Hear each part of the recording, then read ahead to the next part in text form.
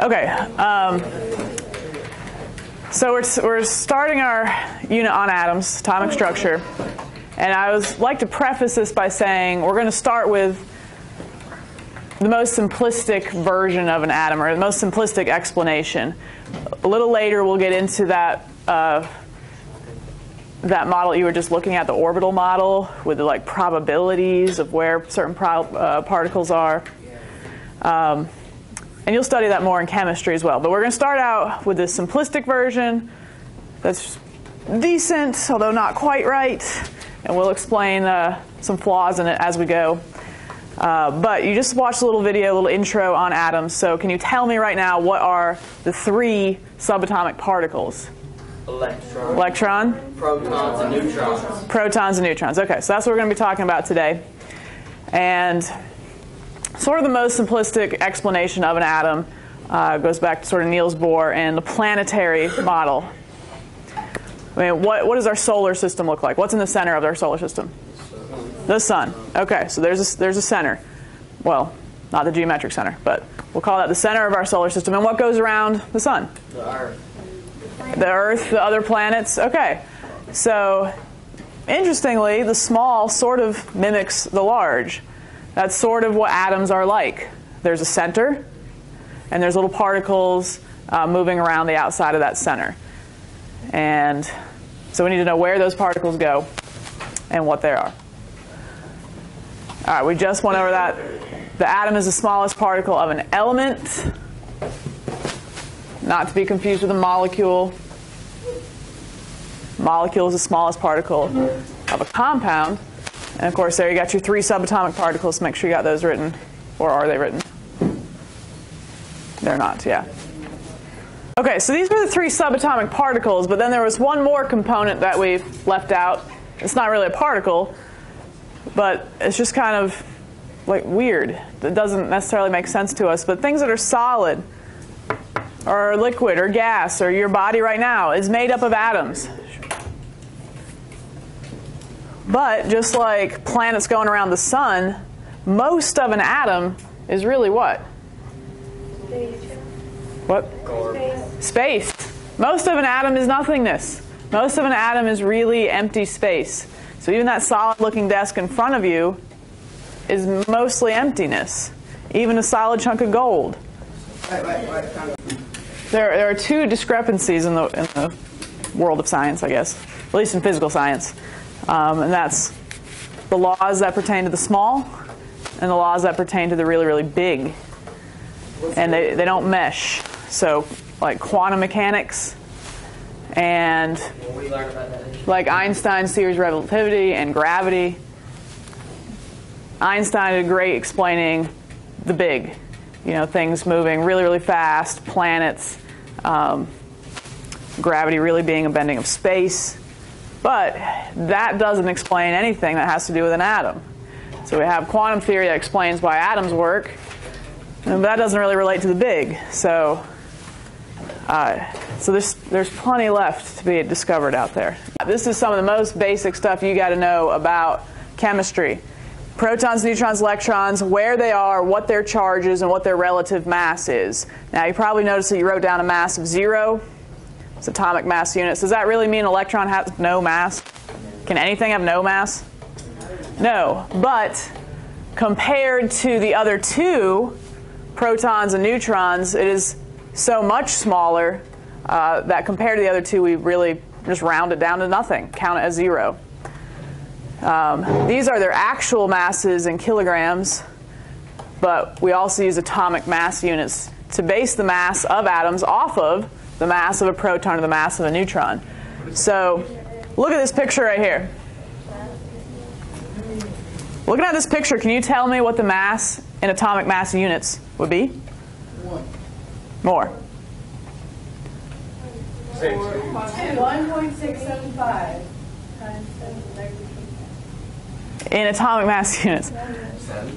I think Mason had it. 6. Okay, now you'd have to do a little figuring of what particles what. But okay, the electrons are the negative ones, and they are moving around the outside, sort of like planets around the sun. So they have no mass. So don't count either of these three. So you're only counting the other two, the protons and neutrons, which have a charge of positive or 0. So that's got to be all these particles. So 1, 2, 3, 4, 5, 6, 7. Yeah, I said. I counted 6. Okay. Congratulations if you said 7. So that atom would have a mass of 7 atomic mass units. Now, the center is also called the nucleus, much like nucleus of a cell. Nucleus just kind of means center. That's a good vocab word to know. And in it are the protons and neutrons, sort of smashed together, small dense center. And they also have charges. These are electrical charges, but similar to magnetic charges, and of course those things are related as well. Protons are positive, electrons are negative. What do you know about opposite charges? Like if you had two opposite ends of a magnet, what would happen? They would attract. They would attract. Repel. No, what repels?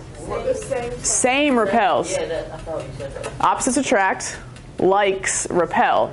So what do you actually know now about protons and electrons? What do they kind of want to do? They actually want to come together. They want to attract each other. And that's what sort of keeps the electrons in an atom at all. Otherwise, electrons sort of just fly off into space, but they're being pulled towards the atom by the protons. No, you don't need to know that number. You just need to know 1, 1, or 0. Okay, so you got the answers right here on the board. I'm going to ask you these set of questions every day for a little while until we memorize it. But this is going to be real quick because they're on the board. Okay, please write this slide. We just talked about this as well. And again, like I said, we really have got to memorize that last chart. But nucleus, we said, is the center. Electron cloud is all the space outside the center. And you also told me that opposites attract and likes repel. We are currently talking about atoms, which we assume to be neutral. But of course, most atoms aren't found in their neutral state anyway. They're actually usually unstable if they are neutral. So sometimes atoms will gain or lose electrons, thus changing their charge. And that's called an ion, and we'll get to that. But according to this picture, what color must the electron be? Red. The electron's yellow, so I got one electron. And what color is the proton? Red. Red. Red. And therefore, what must be the neutron? Blue. But what's the charge of a neutron?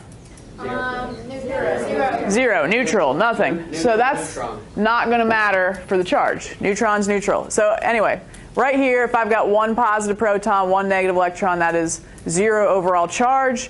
You know, that could be an example of hydrogen. The very first one, number 1.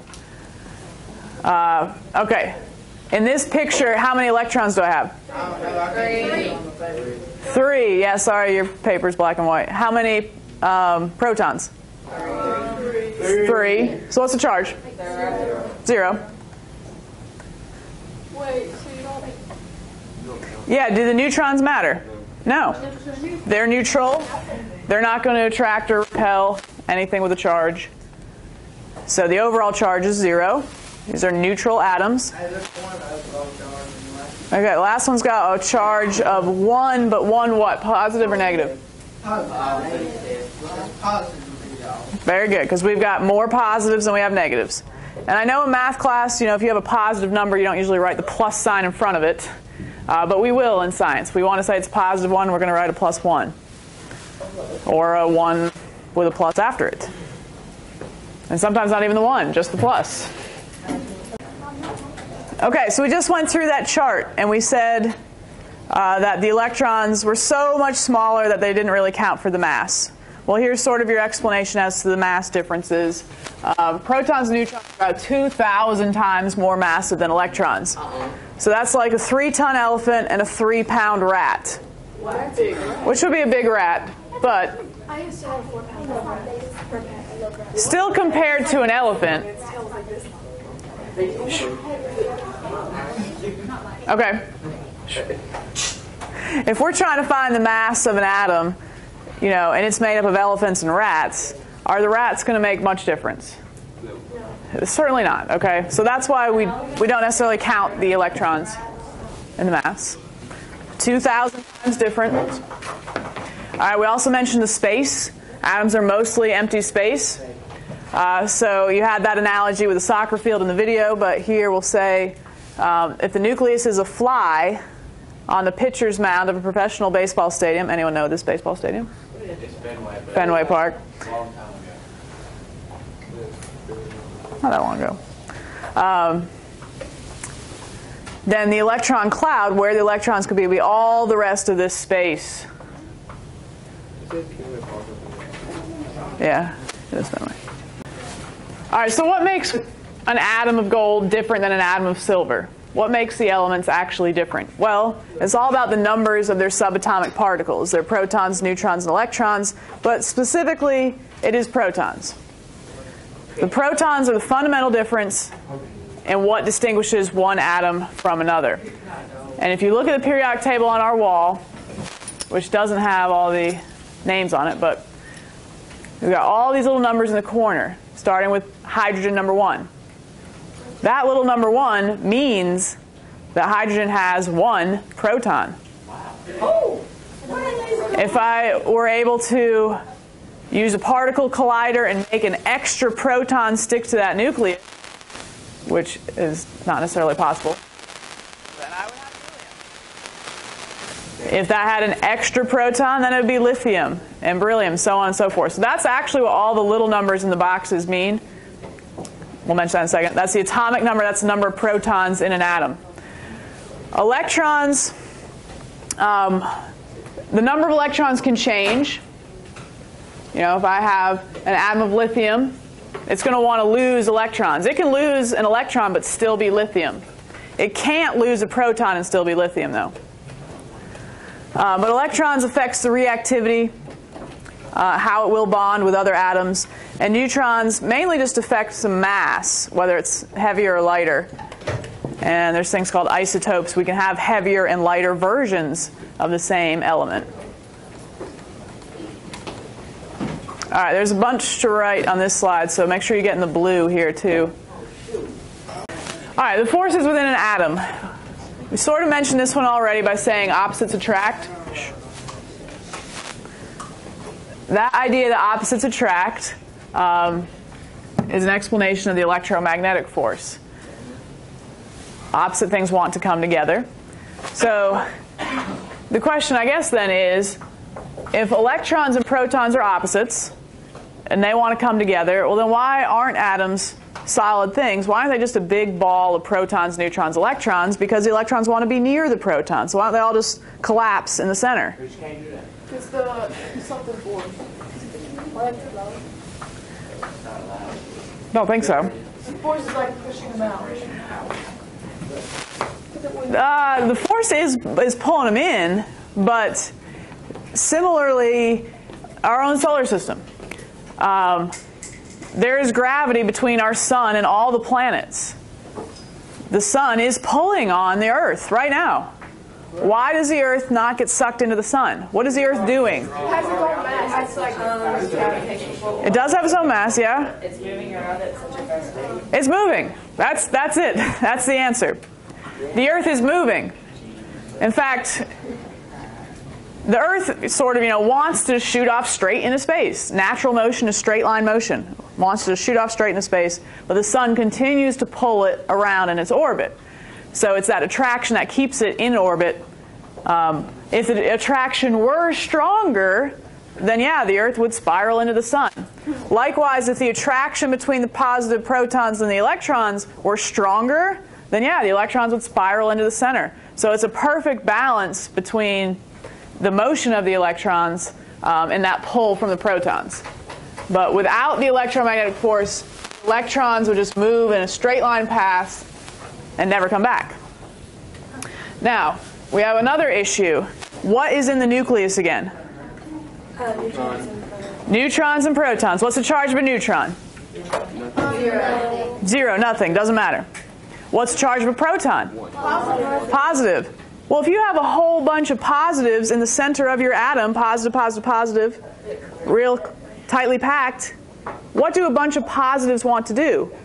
Attract. They don't attract. They don't repel. Yeah, they want to repel. They want to break apart. A whole bunch of protons in the nucleus is not a good idea if you want that thing to stay together. And it actually gets into some of our radioactive elements that undergo nuclear decay. Some of them are just so big that that force of the protons pushing does win out, and they'll break up. But the protons do want to push apart. They don't push apart, though, because of the neutrons. And the neutrons provides one of the natural forces, a strong nuclear force. Not necessarily intuitive to us as a natural force, because we don't necessarily feel it. What are really the two natural forces that we feel? The force of gravity, we feel this pull downward, just this natural pull towards another mass, like the Earth. We also can easily feel magnets, right? Yeah. Okay, but this is yet another natural force that we can't necessarily feel, but it's just simply there. This is one of those things in science that maybe Ethan could explain better for us later. Maybe there's the Ethan particle. I don't know. But the nuclear force is considered the glue that holds the nucleus together. Without it, the nucleus would break up. All right, now associating all this to our periodic table, relating this to the periodic table. Here's an example box on the periodic table. I just told you that the number in the corner, in this case the number in the top, is called the atomic number, and it is the number of protons. So lithium would always have 3 protons. Whether it's something called an ion of lithium, whether it's an isotope of lithium, lithium always has 3 protons. Obviously, Li is a symbol. And then down here, we have the mass. And I know this part's a little weird, too. Why is the mass a decimal? Thought we were just adding up protons and neutrons. What? Scientific notation. Yeah, sort of, but... More precise. Do you remember that first picture I showed you when I said, what's the mass of this? And then I told you it was 6, and I was wrong because it was really 7. What were you counting? Atomic mass. The protons and neutrons. Well, if we're just counting them as 1, how do you end up with a decimal? More Just- specific.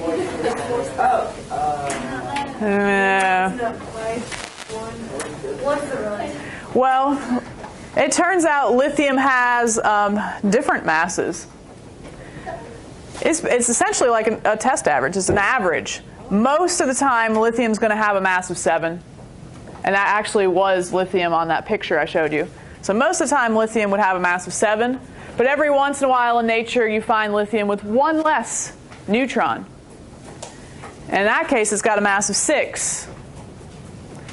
So if you add up all the times you've got a mass of 7, all the times you've got a mass of 6, divide by your total, just like you would do a test average, you end up with that average mass. So when we consider the mass of an atom, I will usually ask you to round this number, and we'll use the most common. So that would be 7 here for lithium.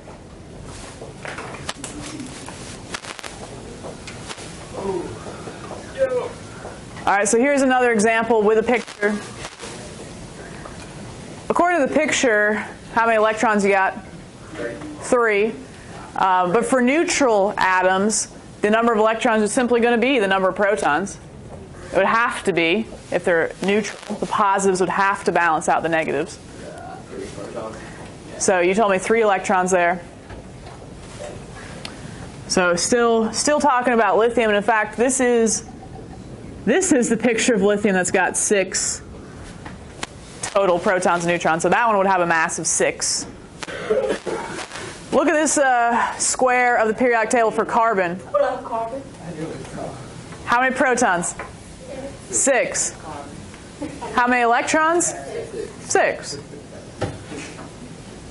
How many neutrons? I don't have a picture for you. About 6. About 6. 7. And a little bit extra.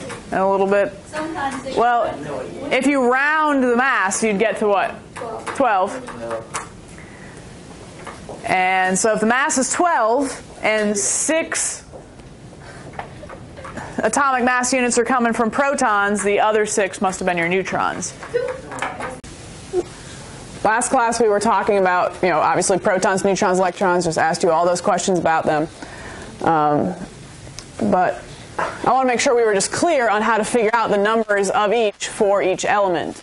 So the atomic number, which would be like, the number without a decimal on a little box in a periodic table, is the number of protons. Always. Always, always, always. The number of electrons in a neutral atom would also be the same as the number of protons. But when we start studying ions, this will not be true. But for the moment, the number of electrons equals the number of protons. And then that leaves us with neutrons. Have a mass of 1 along with protons. So the mass must be a combination of neutrons and protons. So if you know the number of protons, because that's just going to be the number above, just subtract the mass. But I do want you to round the mass. We talked about why that was sort of a decimal. Because there are different versions of lithium. There's heavier versions of lithium, lighter versions of lithium. Sort of an average of all the masses of lithium. Just like the test average, you always get hundreds, hundreds, hundreds. Every once in a while you get 99, 98, 97. So your average is probably going to be 99.999. But so round it. So 6.9 would round to 7. 7 minus 3 is 4. So lithium would have 3 protons, 3 electrons in a neutral atom, and 4 neutrons. Capiche? Capiche. Capiche. All right, how about for boron? Let me call on you. I'll shuffle them since we just did this. Wait.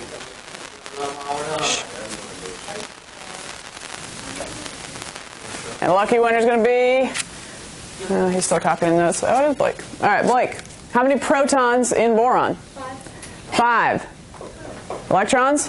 Got to be the same, so 5. And neutrons? Very good. So that's where you'd round. That'd be 11 minus 5 would be 6 neutrons. Of course, this would also be a nice picture to match if you wanted to count the picture, but that's how you can use a periodic table to count the number of subatomic particles. All right, then we also touched on the Bohr model. So I do want to go back over that. The Bohr model is sort of correct, I guess. It has some good ideas. But we're going to learn a better model a little bit later. But I want to touch on the points that, of course, are correct. So the Bohr model is named after Niels Bohr, who had the idea that electrons are in different energy levels. That's true. The idea that they actually go around the nucleus in paths like planets around the sun is not really. We'll talk about the orbital model and these little probability areas of where electrons can be. But this is his idea. We went sort of over this. The maximum number of electrons for each level.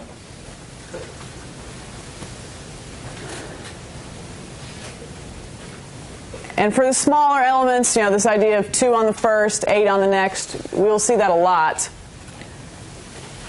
But then when we get sort of to 18, it just depends on what element we're talking about. Maybe we'll have up to 18, maybe not. But something we'll also learn in chemistry is that 8 is sort of a magic number. If I can come up with a set of 8 electrons at a time, sets of 8 are stable configurations. So in the Bohr model, you're going to want to draw some rings. How many rings do you draw?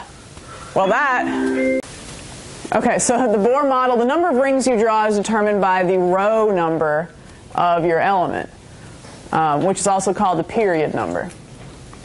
So, if I wanted to pick like sodium, how many rings would I draw? 3. Sodium has 3 energy levels. So here are 2 examples for us. Fluorine. This should be kind of sketched out for you. You're just going to put some dots on it.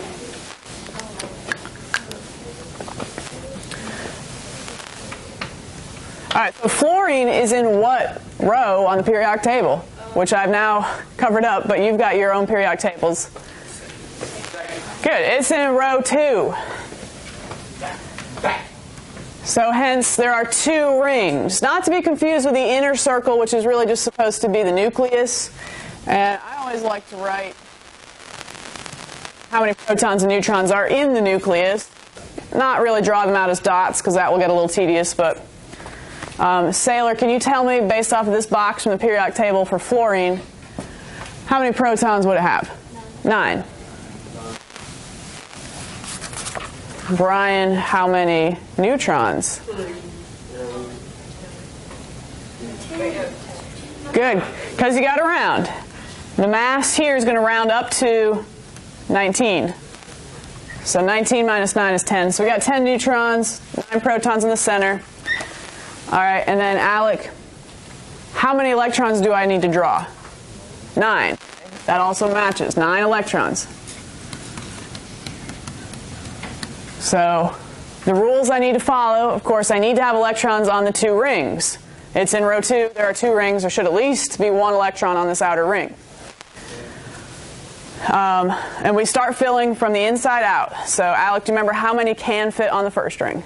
2. So I'll go ahead and put my 2 there.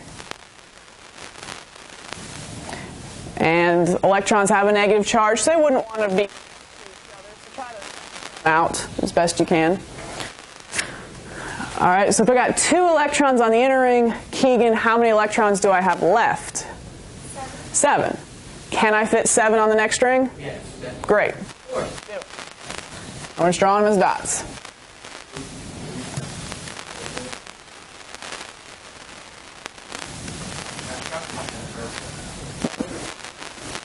Let me draw one more. Here's one more. Argon.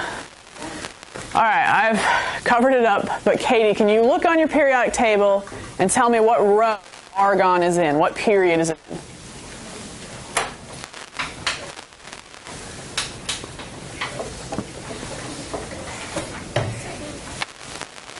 I think it's down one. Yeah, it's in the 3rd row. Remember, hydrogen counts as row number 1. So it's in the 3rd row. So what? What does that mean? 3 rings. Okay, so I got them drawn already. 1, 2, 3. I would like to just throw in the protons in the center, neutrons in the center. And Eric, can you tell me how many protons I'd have to have? 18. Addison, what's the mass we're going to round to here? 40. All right, so Addison, can you tell me how many neutrons? 48.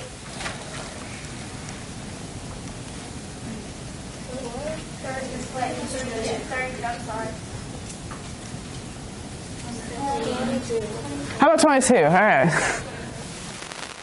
Okay, 22.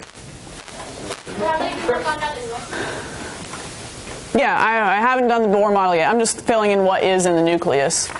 All right, Taylor, how many electrons am I going to need to draw? I'm going to need to draw 18. And I'm going to need to have them fit on 3 rings. So Emily, how many can fit on the first ring? Look like a couple pages back in your notes. So draw them. There's 2. Well, you guys aren't. Anyway. This is the atomic number, which is the number of protons and the number of electrons in a neutral atom. All right, Sarah, I've drawn 2 electrons. How many can fit on the next ring? 8. Okay, we can have up to 8 in the second ring. So we're going to go ahead and do that. Especially because 8 is a magic stable number in chemistry. Does it have to be like line perfect? Yeah. I'm just trying to spread them out because electrons are negative. They would want to be spread out. But so I've got 2. I've got 8, which means I've got how many left? 8 more. Because I've got 18 total. I've done 2. I've done 8. 2 plus 8 is 10. So I've got 8 left. Can I fit 8 on the third ring? Yeah. Sure. And I pretty much have to. Okay. So this is the Bohr model idea.